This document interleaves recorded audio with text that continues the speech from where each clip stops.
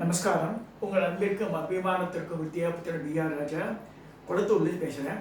இன்றைக்கி என்னுடைய 22வது video release ஆகுது. இப்போ இதனுடைய மெயின் இம்பார்ட்டன்ஸ் நிறைய பேர் கேட்குற அன்பர்கள் ஃபோன் பண்ணி கேட்டாங்க, அம்மா அது மாதிரி நிறைய சொல்லலை, கோவிலை பற்றி சொல்லுங்கோன்னா. ஸோ அவளுக்காக ஒரு இடைச்செருகளாட்ட இந்த வீடியோ வருது. 22வது வீடியோ இட்ஸ் இடைச்செருகள். இந்த அஷ்டாஷ்ட மூர்த்தங்கள் இடைச்செருகள். இதில் என்னென்ன மோஸ்ட்லி பொன்னேரி வட்டம் போட்டிருக்கேன். இதில் என்னென்ன கோவிலுக்கு கிடையாது, சில விட்டு போயிருக்கலாம்.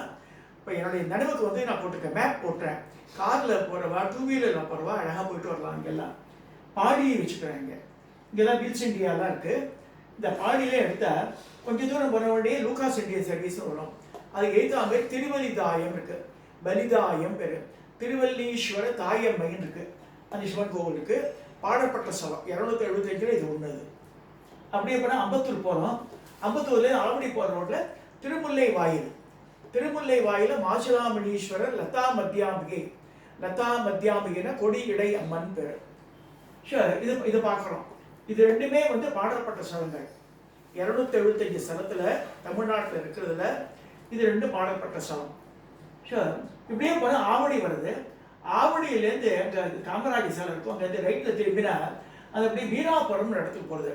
அப்படியே கண்டினியூ பண்ணணும், கொஞ்சம் தூரம் போய் தான் ஆகணும். அதில் அப்படி பண்ணால் அங்கே முருக கோவிலாம் வரும். அதெல்லாம் காமிக்கல நான் வீராபுரத்தில் முருக கோவில்லாம். அப்படியே இருந்தால் கன்னிகை பேரு ஒரு இடம் வரும். இதில் நடுவில் இன்னொரு வழி இருக்குது. திருக்கள்ளில் கள்ளில் ஆத்திரையர் ஒரு புலவர் சங்ககாலத்தில். அவர் வந்து பெரிய சங்ககால புலவர். அவர் அந்த ஊரை சேர்ந்தவர். அப்பயே 2500 வருஷத்துக்கு முன்னாடியே அந்த கோவில் இருந்திருக்காங்க. அது வந்து சிவானந்தீஸ்வரர் சிவானந்தவல்லின்னு பேர். சிவானந்த தீர்த்தம். ரொம்ப ஞானசம்பந்தருக்காக ஞானசம்பந்தர் வரும்போது அவர் பாடல் பாட விரும்புகிறார் இறைவன்.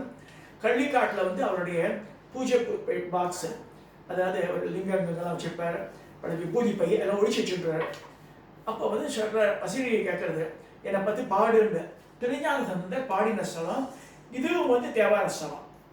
ரொம்ப அழகானது. சோமாஸ்கந்த வடிவில் இந்த கோவில் அமைஞ்சிருக்கு. ஏன்னா திருக்கள்ளியில் சொல்லும்போது திருக்கண்டலம் போட்டுருவான். இப்போ திருக்கள்ளியில் பழைய பேர். இப்போ வந்து மருவி திருக்கண்டலம் அப்படின்னு வருது.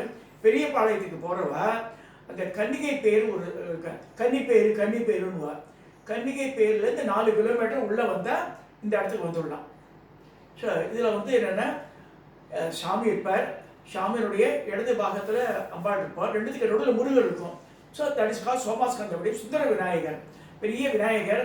கல்யாணம் ஆகாதவா அந்த கோவிலில் போய் அந்த விநாயகருக்கு மாலை போட்டாலே கல்யாணம் ஆகிடுன்னு சொல்லியிருக்கு சாஸ்திரத்தில். இந்த விதப்பை சொல்லும்போது எங்கள் குருமா சம்பகாம்பா இந்த திருக்கள்ளியில் 56 வருஷம் ஆச்சா ஏகாச திருத்தரம் பண்ணி பரமாச்சாரியா கனவுல வந்து சொல்லி எங்கள் குருமாதா அங்கே வந்து ரொம்ப சிறப்பான சேவை. 2 லட்சம் ரூபா அந்த காலத்திலேயே ஒரு 50 இயர்ஸ் முன்னாடியே ஷீ ஸ்பெண்ட் 2 lakhs அந்த கோவிலில் ஏகாச திருத்தரம். காஞ்சிபுரத்தில் வேத பாடசாலையெல்லாம் வந்தால் பெரிய பெரிய கிரி ட்ரேடிங்கில் தான் வந்து மாலையெல்லாம் ஏற்பாடு பண்ணியிருந்தேன்.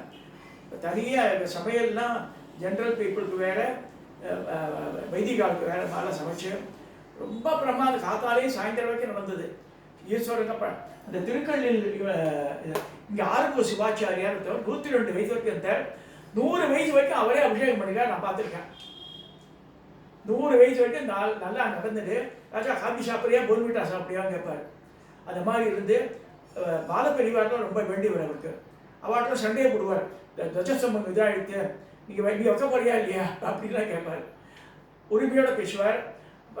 ஒரு 5 வருஷத்துக்கு முன்னாடியே அவர் சித்தி அடைஞ்சிட்டார். அவர் 102 வயசு இருந்திருக்கார். அவர் ரொம்ப தன்மையான மனிதர். திருக்கள்ளில் சொன்னாலே ஆறுமுக சிவாச்சாரியார் 3 தடவை கும்பாபிஷேகம் பண்ணிட்டார் அவர் பீரியடில். அந்த கோவிலுக்கு தனியாக ஆளாக இருந்து அது திருக்கள்ளியில் பற்றி சொல்கிறான். சார் இது அப்படியே விடுறேன். இப்படியே வந்து இந்த மெயின் ரோடுக்கு வந்துடலாம். இந்த இடத்துல இப்படி வரும்போது சென்னையிலேருந்து பாடியிலேருந்து இப்படியே வரும்போது இந்த ரெட்டை ஏரி தாண்டி இந்த வாஜ்பாய் பிரிட்ஜ் அது ரவுண்டான சொல்லுவாள். அதில் புழல் ரெட்டில்ஸ் போகிற ரோட்டில் புழலில் ஜெயிலுக்கு எதிர்த்த மாதிரி ராஜாஜி சாலைன்னு இருக்கு. பெரிய வாட்டர் டேங்க் இருக்கும்.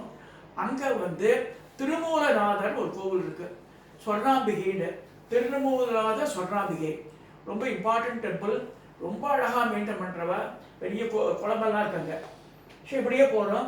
இந்த செங்குன்றம் வருது. செங்குன்றம் தாண்டி சோழவரம் இங்கே வந்து பைபாஸ் இப்படி போயிடும், சோழவரத்துக்கு ரைட்டில் டவுன் ஆகணும். அப்படியே போனால் உரக்காடு செல்லும் வழி ஞாயிறு. இந்த ஞாயிறு கோவில் பற்றி நிறைய பேர் தெரிஞ்சுக்கணும். இங்கேருந்து கும்பகோணம் வரைக்கும் போடுறான் சூரியனார் கோவில் ஆரம்பித்து 1000 வருஷம் தான் ஆச்சு. ராஜேந்திர சோழன் கட்டின கோவில் இது. அதுக்கு முன்னாடி அந்த சிவன் கோவில் கிடையாது. இது சூரியனுக்கே கோவில் கிடையாதுங்க. ஸோ அப்படி இருக்கும்போது ராஜேந்திர சோழன் அதனோட பெண்ணுக்காக கட்டுறான் அதை.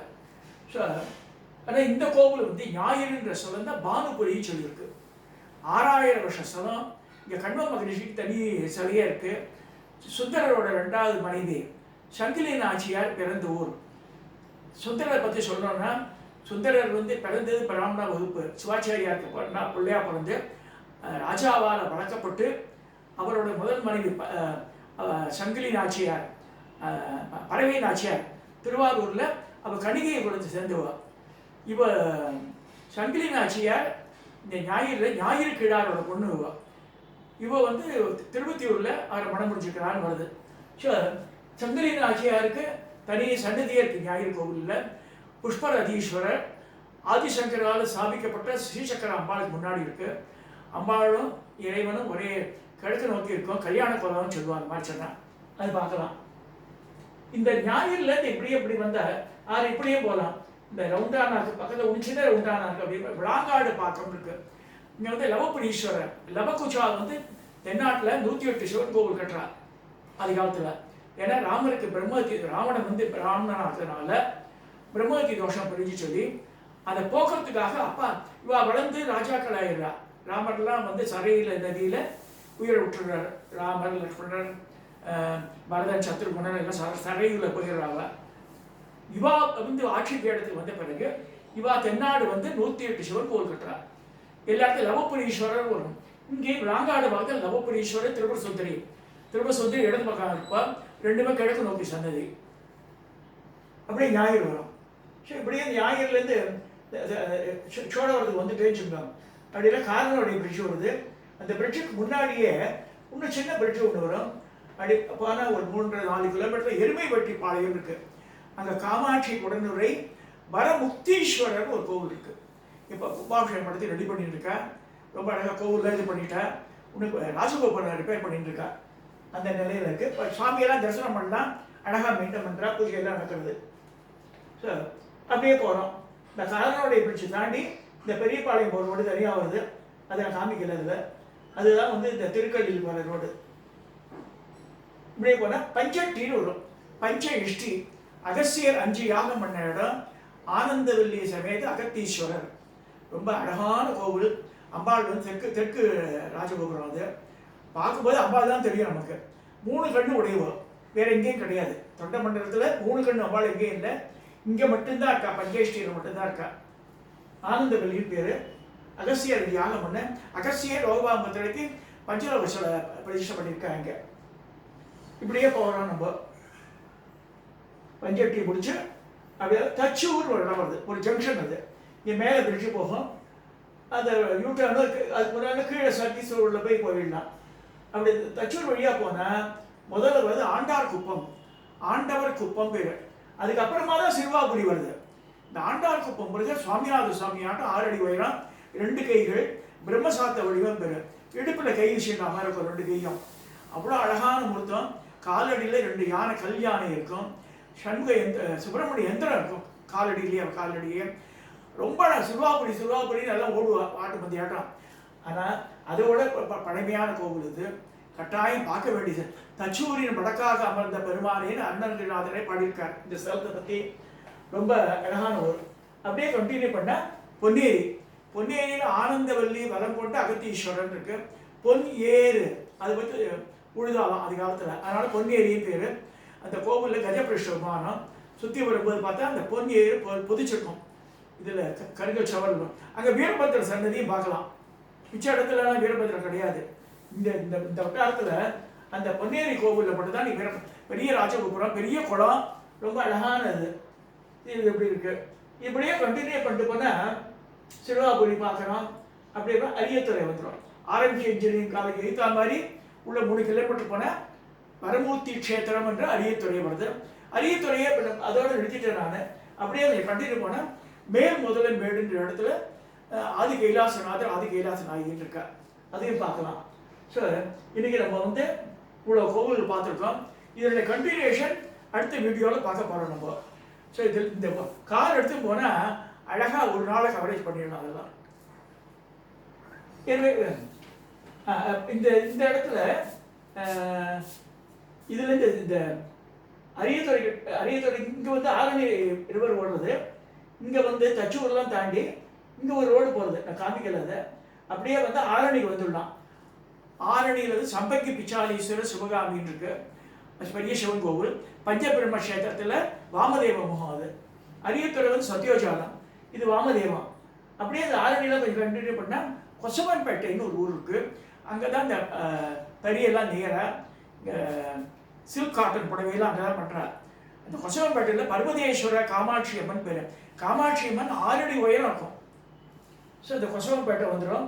அப்படியே கண்டினியூ பண்ணால் அது காமிக்கல. அங்கே பெங்கல் ஒரு இருக்குது, அங்கே பிட்சாண்டேஸ்வரர் காமாட்சி அம்மன் இருக்குது. பெரியபாளையம் பக்கத்துலேயே பிட்சாண்டேஸ்வரர் காமாட்சி அம்மன் இருக்குது, அதுவும் பார்க்க வேண்டிய சன்னதி. ஸோ இது இருக்குது. நம்ம டீட்டெயிலாக அடுத்தது இருக்கும்போது இதை விட்டு போனது கோவிலாம் திரும்பி காமிக்கிறேன். இது ஃபர்ஸ்ட் மேப்பை, இதை ட்ரையலாக நான் பண்ணுறேன். அதை இதோட இந்த 22வது வீடியோ நான் நிறைவு செய்கிறேன்.